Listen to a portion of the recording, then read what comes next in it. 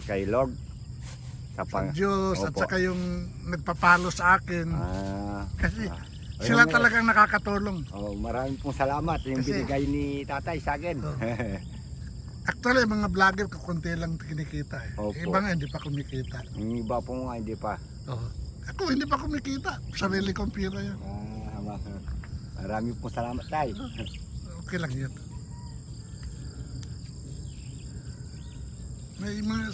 Marami kong tinulungan sa Aliaga. Sa Aliaga po? Na matanda yung may sakit, pinapadala ko sa doktor.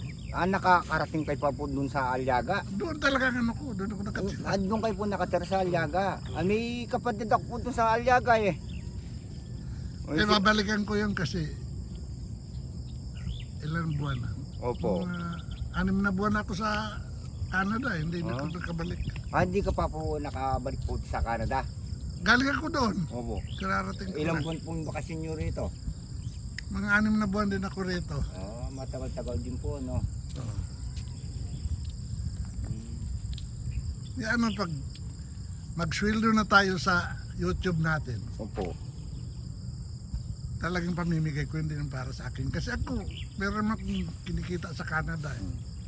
Pero si Daddy Frankie ka, daming natutulungan si Daddy Frankie. Ganoon naman talaga namin mga vlogger. Opo.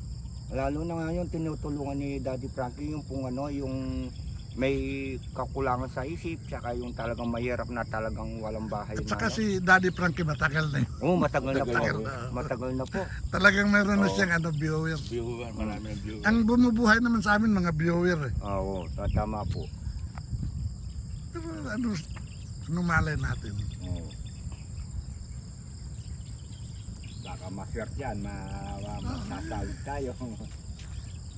Basta may kunting basta buhay tayo, okay lang naman.